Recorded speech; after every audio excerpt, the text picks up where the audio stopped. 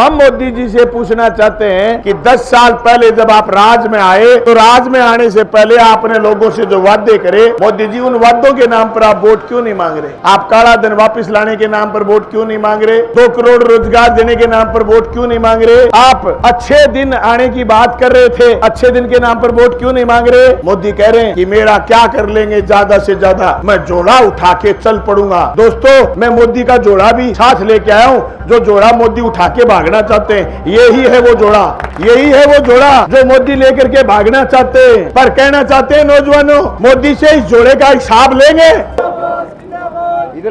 कन्नौज गांव के मुख्य चौक में आप सब साथियों का, बुजुर्गों का, नौजवान साथियों का जो बाहर से ही स्वागत करके लेके आए, मैं सबका धन्यवाद करना चाहता हूं। आज आपके सरपंच साहब सुरेंद्र उर्फ काला पूनिया, पूर्व सरपंच साहब भाई शमशेर लंबरदार, भाई दिनेश जी शिवाच, सरबत जी पूनिया, हमारे नौहर से साथी मंगेश चौधरी, भाई सुखबीर प्रभात, आदमपुर के किसान सभा के अध्यक्ष भाई अनिल बैदा और तमाम साथियों का मैं धन्यवाद करना चाहूँगा जो इंडिया गठबंधन के इस चुनाव में लगातार मेहनत कर रहे हैं और गांव-गांव, गली-गली जाकर के बता रहे हैं कि अब की बार इंडिया गठबंधन को जिताना है और मोदी जी को हराना है। अब मोदी जी को क्यों हराना है ये भी आपको पता भी है और आप सब लोग तैयार भी हैं, तभी इतनी गर्मी में आप चौक में बैठे हैं। पर दोस्तों, बहुत सारी बातें हैं जो हम आपस में साझा करेंगे। दोस्तों, स्थिति ये है कि अभी आपके बीच कल का और परसों का 2 दिन बचे और उसके बाद 25 को वोट पड़ना है। दोस्तों, आप सब लोग जो ही आपके गांव में हम घुसे, हम साथी मंगेश और हम चर्चा कर रहे थे, वही किसानी अंदाज का गांव है। ये सारे के सारे इलाके के गांव ठेठ किसानी जीवन के गांव हैं। हर घर में भैंस बंधी हुई है, हर घर से किसानी का रिश्ता झलक रहा है। इसलिए हम चर्चा करेंगे कि हमारी किसानी खेती के लिए पिछले 10 साल में मोदी ने क्या करा। दोस्तों, बात तो ये कि चुनाव में हर कोई ये कहता है, हर तबका ये कहता है कि भाई हमारा क्या करा आपने। तो हम मोदी जी से पूछना चाहते हैं कि 10 साल पहले जब आप राज में आए तो राज में आने से पहले आपने लोगों से जो वादे करे, मोदी जी उन वादों के नाम पर आप वोट क्यों नहीं मांग रहे? आप काला धन वापस लाने के नाम पर वोट क्यों नहीं मांग रहे? आप 2 करोड़ रोजगार देने के नाम पर वोट क्यों नहीं मांग रहे? आप अच्छे दिन आने की बात कर रहे थे, अच्छे दिन के नाम पर वोट क्यों नहीं मांग रहे?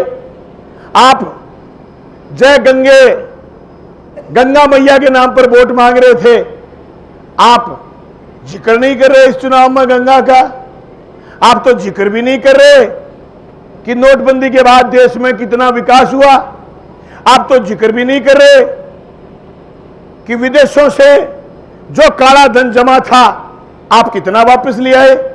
मोदी जी तो अभी भी जिक्र नहीं कर रहे कि 2022 में आपकी आमदनी दुगनी हो गई। ये देखो साहब, इस फसल के रेट दुगने हो गए। सरसों 2021 में किस भाव बिकी थी भाई, और अब की बार किस भाव बिकी? मोदी जी जिक्र नहीं कर रहे। मोदी जी चुनाव में फिर आ गए उसी औकात पर, हिंदू मुसलमान वाली औकात पर। हम पूछ रहे, इधर उधर की बात ना कर, ये बता काफिला किसने लूटा था। हम ये पूछ रहे, मोदी जी आपने किसान के लिए क्या करा? किसान का कर्ज माफ क्यों नहीं करा? 750 लोग शहीद क्यों हुए? आप क्यों काला कानून लेकर के आए? आपको काला कानून लाने की जरूरत कहां थी? आप मंडी तोड़ना क्यों चाहते थे? आप हमारी जिन्स खरीदना क्यों नहीं चाहते? आप एमएसपी लागू करना क्यों नहीं चाहते? ये सवाल हमारे लिए हैं और हम सब साथी मिलकर के ये सवाल गांव-गांव, गली-गली उठा रहे हैं कि मोदी एमएसपी पर खरीद क्यों नहीं करना चाहते? मोदी एमएसपी पर खरीद के लिए कह रहे हैं हमारे पास पैसा नहीं है। तो फिर अडानी का, अंबानी का, अपने दोस्तों का मोदी ने 16.5 लाख करोड़ रुपए माफ क्यों कर दिए? मोदी कह रहे हैं कि मेरा क्या कर लेंगे ज्यादा से ज्यादा, मैं जोड़ा उठा के चल पड़ूंगा। दोस्तों, मैं मोदी का जोड़ा भी साथ लेके आया हूं, जो जोड़ा मोदी उठा के भागना चाहते हैं। यही है वो जोड़ा। यही है वो जोड़ा जो मोदी लेकर के भागना चाहते हैं। पर कहना चाहते हैं नौजवानों, मोदी से इस जोड़े का हिसाब लेंगे और इस जोड़े में मोदी ने क्या क्या कमाल करे हैं, ये मोदी जी आपसे और अमित शाह से पूछा जाएगा। यूं जोड़ा उठा के कोई नहीं भागने देगा। इस जोड़े पर दोस्तों एक आंकड़ा है 80 करोड़ लाभार्थी और खर्चा 12 लाख करोड़। देश में संख्या है 140 करोड़। 140 करोड़ में से मोदी कह रहे हैं कि मैं 80 करोड़ लोगों को फ्री में राशन दे रहा हूं 5 किलो। उस पर खर्चा कर रहे हैं मोदी 12 लाख करोड़। और बड़े पूंजीपतियों के जिसकी संख्या है 50, उसके माफ करे 16.5 लाख करोड़। तो मुझे याद आ जाती है बात, भंवर जब डुबोएगा उबारा देके मारेगा। भंवर जब डुबोएगा उबारा देके मारेगा। सुनो ए मछलियों, वो हमें चारा देके मारेगा। गलतफहमी है तुम्हें कि अच्छे दिन आएंगे, गलतफहमी है तुम्हें कि अच्छे दिन आएंगे, वो हमें सारा देके मारेगा। ये 80 करोड़ लोगों को 5 किलो राशन मात्र एक सारा है। असली निशाना तो अडानी और अंबानी का कर्जा माफ करना था। इसलिए मोदी से जोड़े का हिसाब लेंगे और एक एक पाई पाई का हिसाब लेंगे। मोदी जी आपको यूं ही नहीं जाने देंगे। ये बात हम कानों में कहने के लिए आए हैं। बताओ ये सवाल हमें करना चाहिए कि नहीं करना चाहिए?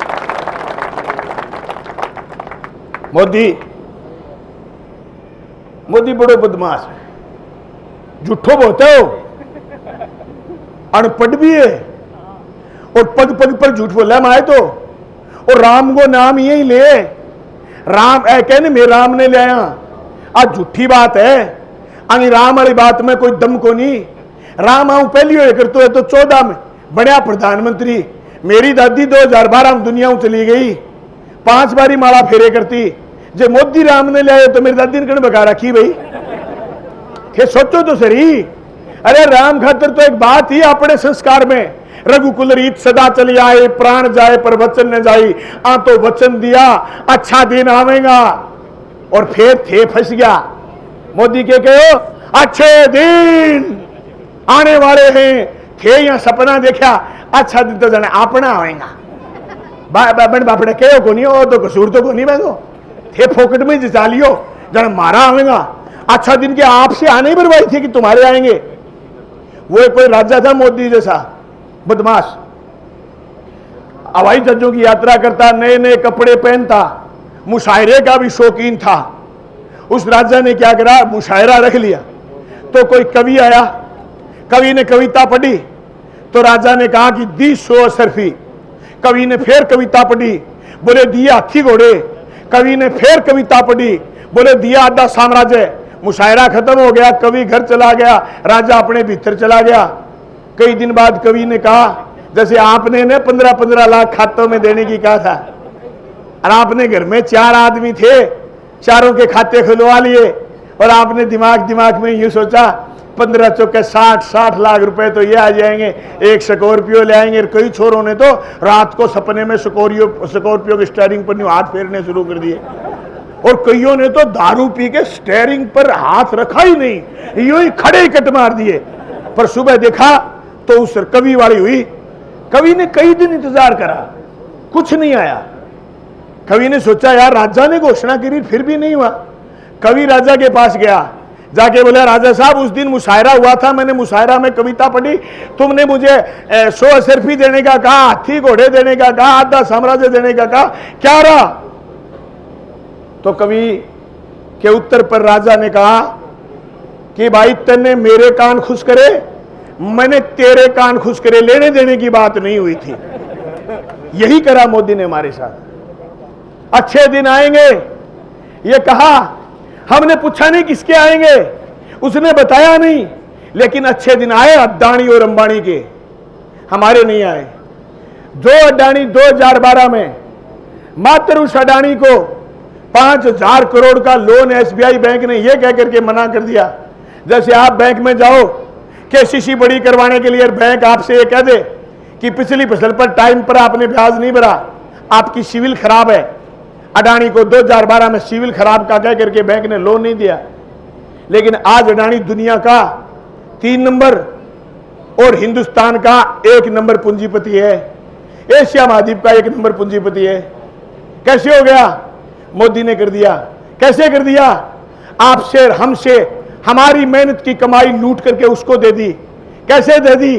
अडानी और अंबानी को। आपके बीच में एक प्रोग्राम आया थोड़े दिन पहले, एक सिम आई जियो और एक पोस्टर लगे, जियो दे धनाधन, जियो दे धनाधन, तुम जुड़े दे धनाधन, घर में लाए 5 जियो दे धनाधन, दे धनाधन। 2 साल 3 साल आपने यूज करा, दे धनाधन। अब सुबह उठते ही दे धनाधन, दे धनाधन। 1 महीने के बाद दे धनाधन। किसके घर रिचार्ज? जियो के घर रिचार्ज। तुम्हारे घर में आमदनी है कि नहीं है, लेकिन जियो के घर तो आप पैसे डाल के आ रहे हो। इसी तरीके से हमें फंसाया।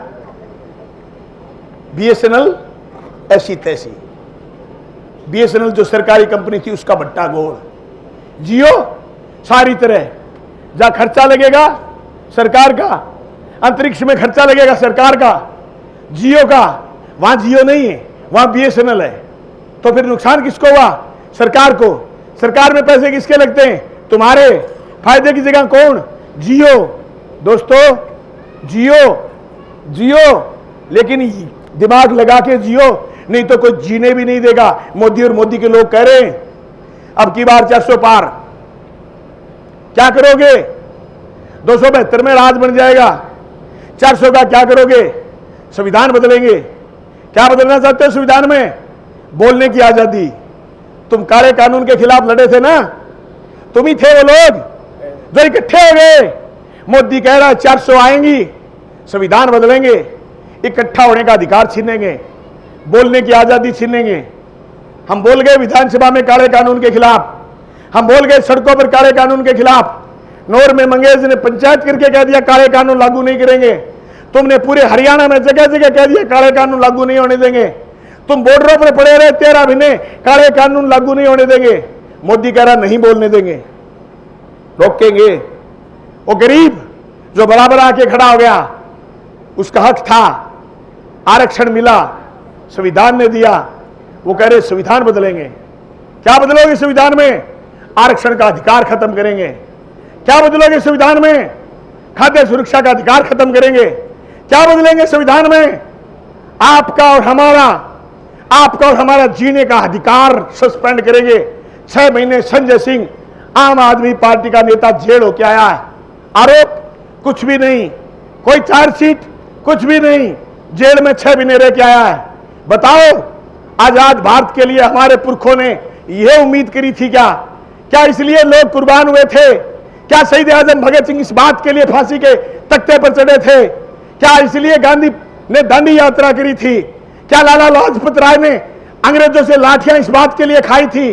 क्या वो लोग लाहौर से लेकर के कलकत्ता तक जो बिना संसाधनों के लड़े, 90 साल लड़े, इस बात के लिए लड़े थे कि जिन लोगों का आजादी की लड़ाई में कोई योगदान नहीं, वो एक दिन सत्ता पर बैठ जाएंगे और बैठ करके लोगों के अधिकार खा जाएंगे। अगर ये बात आपको मंजूर है तो कोई बात नहीं, अगर मंजूर नहीं तो चलो उठो, कहो राम बचा दो, घर घर जाओ और मोदी को हराओ, ये अपील करो और 25 तारीख को इंडिया गठबंधन को वोट दिलवाओ। दोस्तों, बहुत गर्मी है, बहुत मौसम विपरीत है, बहुत बात करने का मन है, गला खराब है, पर फिर भी आपको कहने आए हैं अगर मोदी जीत गया गड़बड़ हो जाएगी, छोड़ेंगे नहीं है आपको और हमें सबसे पहले, क्योंकि हम ही तो थे। जीएसटी लागू करी मोदी ने, कोई नहीं बोला। नोटबंदी लागू करी, कोई नहीं बोला। नोटबंदी से हम लाइन में लगे, कोई नहीं बोला। यूरिया के लिए लाइन में लगे, कोई नहीं बोला। डीएपी के लिए लाइन में लगे, कोई नहीं बोला। तो फिर मोदी के दिमाग में आ गई, वो कोई राजा था, उसने कोई पुल बनाया, नदी पर पुल बनाया, तो पुल पर लोग गुजरते, राजा ने टैक्स लगा दिया, टैक्स दे के लोग गुजरने लगे। तो राजा के दिमाग में आई कबड्डी बात तो गड़बड़ होगी, आप टैक्स लगाए, लोग बोले ही को नहीं। राजा टैक्स बढ़ा दियो, बोले जगो पुल पर टप्पा देंगे 2-2 जूत और मारो, और एक शिकायत पेटिका रख दी। जी हां, नोटबंदी के बाद कोई कौन बोलो, जीएसटी के बाद कोई कौन बोलो, कोई अग्निवीर के बाद में लंबी चौड़ी हरकत को नहीं हुई। लंबी चौड़ी हरकत को नहीं हुई अग्निवीर के बाद में देश खड़े हो जाना चाहिए को नहीं हो। एंगे दिमाग में बात आ गई कि दो जूत और मारो। एक शिकायत पेटी का रख दी, क्या कोई शिकायत है घेर दो, लोग जूत खानता गया। एक दिन जी हम यही बाज 10 गाड़ी ले गए यहाँ थे गांव के बाहर पास जूत मार के घालो यार, तो आधी घंटा और लाग गया यार। तो कोई जल्दी यार आदमियों में पर्ची लिखी, बोले राजा साहब जूत मारने वाला आदमी बढ़ाओ, अरे जाम लग जाए। मोदी के दिमाग में आ है क्या जूत मारने वाला आदमी बढ़वाना चाहे। जब संविधान संशोधन की बात कर रहे हैं, अरे इनसे कोई पूछे बेउदों से कि संविधान लिखने वाले वक्त तुम्हारा रोल क्या था हिंदुस्तान में, तुम्हारी विचारधारा भारतीय जनता पार्टी की मूल विचारधारा उस समय जिंदा हो गई थी। अंग्रेजों की दलाली के अलावा तुम्हारा कोई धंधा भी था क्या? तुम महारानी विक्टोरिया के तलवे चाटते थे। अरे संविधान 2 साल 11 महीने 18 दिन बाद लिखा गया। हिंदुस्तान में हिंदू मुस्लिम सिख ईसाई सारे लोगों के समायोजन से लिखा गया। कुमार के मटके से लेकर के मिस्त्री की चेजी से लेकर के और बड़े से बड़े आदमी को साधा गया, एक बराबरी का दर्जा दिया गया। किसान का वोट, नरेगा के मजदूर का वोट, चेजी मिस्त्री का वोट, खेतिहर मजदूर का वोट, एमएलए एमपी का वोट, प्रधानमंत्री मुख्यमंत्री का वोट, राष्ट्रपति अडानी अंबानी टाटा बिरला का वोट, सबका वैल्यू एक है। मोदी इस वैल्यू को खत्म करना चाहते हैं। इसलिए दर्द है इस बात का कि गांव गांव जाएं, जो चीज हम समझ रहे हैं हम आपको बताएं।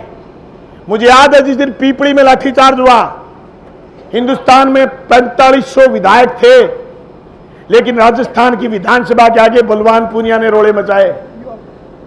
काले कानूनों के खिलाफ हिंदुस्तान के मजबूत विधायकों की तरह हमने कहा था कि जल जंगल जमीन नहीं दाने देंगे, सीने में गोली खाएंगे। ये लड़ाई लड़ने का संकल्प हमने उठाया और तुमने अगुवाई करी बदला लेने का। न तो शाहजहांपुर जाना, न गाजीपुर जाना, न टीकरी जाना, गांव के स्कूल में जाना है। मारे तो कहीं बेच को बेच कैम देनी है, एक नंबर वाला बेच कैम आंगली दे दोगा तो मोदी की हवाली गिर जाएगी। और जो गलत जगह आंगली दे दी तो भाई जी सांस बंद हो जाएगा। मैं तो निवेदन करना आया हूं हाथ जोड़ के, आंगली का इस्तेमाल सही करना। अजय थाने कोई आदमी आ कह दे क्या भाई बात तो थारी ठीक है पर मोदी के मुकाबले वो आदमी को नहीं, तो बहन कह दियो मोदी अनपढ़ भी कोई आदमी को नहीं, मोदी झूठो भी कोई आदमी को नहीं। भाई जी मोदी पग पग पर झूठ बोलो। मोदी देश ने कहो क्या भ्रष्टाचारी नेता जेल जाएगा, को नहीं गया, सारा बीजेपी में शामिल हो गया।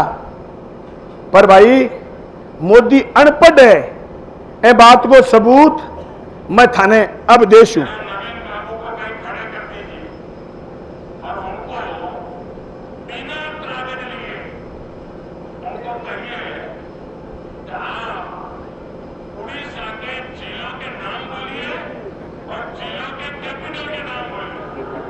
ओ कुल्लर बंद करिए, एक थारा पल्ले पड़ी गए ए सुनियो के थाने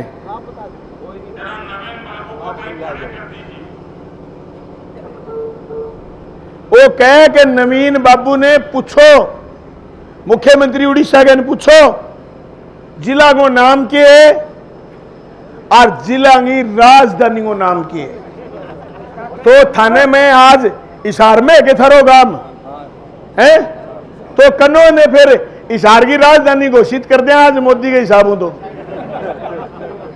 इससे अनपढ़ प्रधानमंत्री है आज तक नहीं हुआ देश में। 7 प्रधानमंत्री याद है मुझे, बीपी सिंह, चंद्रशेखर, आपके नरसिम्हा राव, आई.के. गुजराल, अटल बिहारी वाजपेयी, मनमोहन सिंह, नरेंद्र मोदी, सबसे ज्यादा झूठा और अनपढ़ प्रधानमंत्री है नरेंद्र मोदी। अभी भी कोई आदमी आके एंगो विकल्प के तो मैं थाने एक निवेदन करूं। आजकल एक गाड़ी आ रही है ने, आ गाड़िया में सेंटर लोग लगे, ए गाड़ी चलते ही ऑटोमेटिक बंद हो जाए, फिर एम लाग जाए शॉर्ट सर्किट आग, तो मैं फोन करके आकूंगा कि लंबरदार स्कॉर्पियो ले गया, फॉर्च्यूनर ले गया, यानी मैं चॉइस पूछूंगा या फिर शीशो तोड़ के 12 लिखड़ूंगा। भाइयों शीशो तोड़ के 12 लिखड़ जाओ, प्रधानमंत्री 6 महीना ने बनेगो तो ही काम चला लेगा, पर मोदी लारो छुटा लो, आ बात के नया राजस्थान चला गए।